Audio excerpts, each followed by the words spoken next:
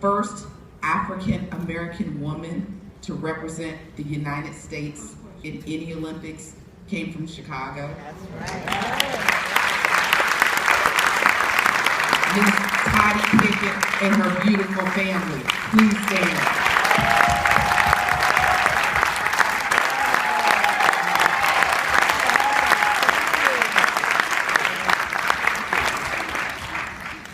I'm very proud to be able to tell this story for a lot of reasons, but the biggest reason, they're two black women who did something remarkable. Unintentionally or intentionally, they've been left out of history. So we get the opportunity to capture that moment and bring it to you and everyone else who has the opportunity to see this film. This is a work in progress, y'all, so I'm not finished. So there's more work for this film. We're almost there though, but we thought it was really important, and plus we have Blair Underwood narrating. How about that voice?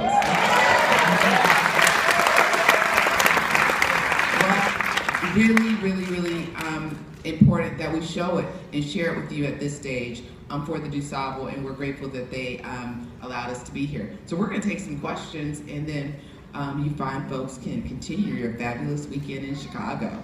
All right? We've got two microphones here. We got Jackie in the white and somebody here in the blue shirt. Yeah.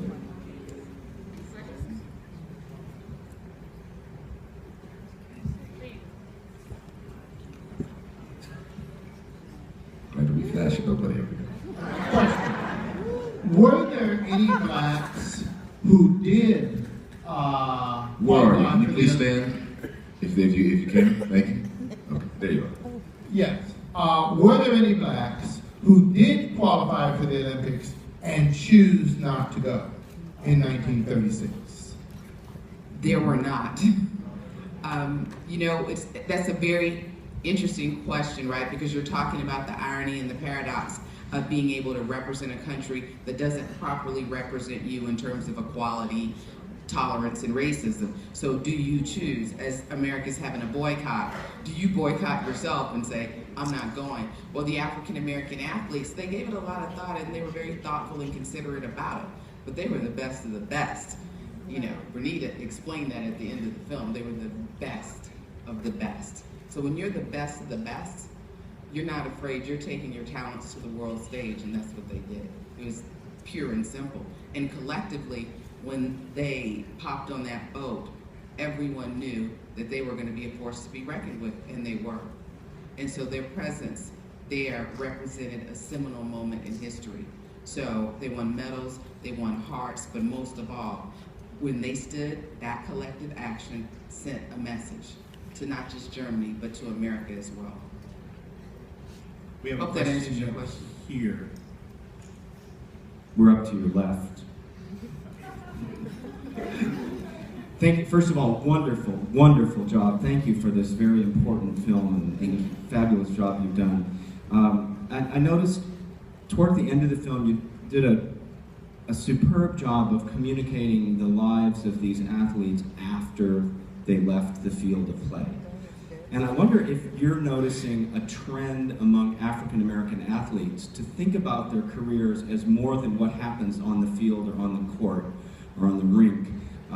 People like Isaac Bruce, for example, who didn't play for the Bears, but who very much defined his career not because of what he could do on the field, but because he thought he could use his fame for his ministry, for example.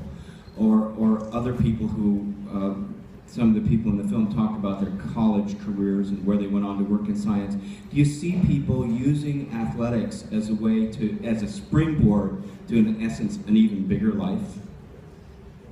You know, I don't know if I'm qualified to answer that question, quite frankly, because I don't want to answer it incorrectly. But what I can tell you is that people make a choice. I'm sitting next to a man who has a 30-year career in Hollywood, and he made the choice to use his talents, his intellect, and his interest in history to be a part of this film.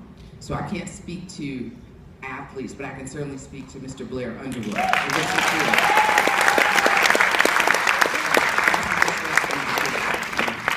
He's right here, right now, with this project. So. No, I just think it's a very good question, and we talk about that often. We talked about that today, as a matter of fact. And You know, I think part of the question is I look at athletes today, and I think they may be more practical in the sense that there's a large span of life. I mean, you have to remember these athletes are 17, 18 years old. These are young people with their entire lives ahead of them. And I get a sense that nowadays people are thinking more and more about not just, you know, that gold medal, which is the epitome of the Olympic Games, being the be-all and end-all, but a stepping stone also. Hi. How are you? A superb job. And I think I speak for everybody here when I think this should be in Hollywood on the real big screen, not just shown for us, but shown to the world. You guys can help with that. You realize that, right? Yes. And one good question I think everybody wants to know, why was this such a secret? Why wasn't this unveiled until now? Why was, you know, the race movie only exposing Jesse Owens and not the entire Black Olympians? You know, because I ran track back in high school and I knew of none of these guys until now. And I think it's a wonderful thing to expose every Black Olympian track star, whatever the event they were in, to expose them to the world, to show everybody that Jesse Owens wasn't the only one in greatness back then. Just due to the racial issues and everything like that, why was it such a cover-up? History was waiting for Deborah Riley Draper. That's what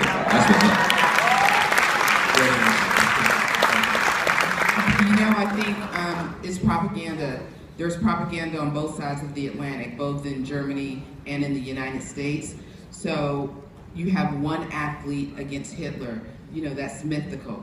You have 18 African Americans. That's progress. That might be a little bit scary. That might be a little bit too much to actually digest. So I think that has a lot to do with how and what you put into the media, because being able to empower someone to succeed is incredible, right?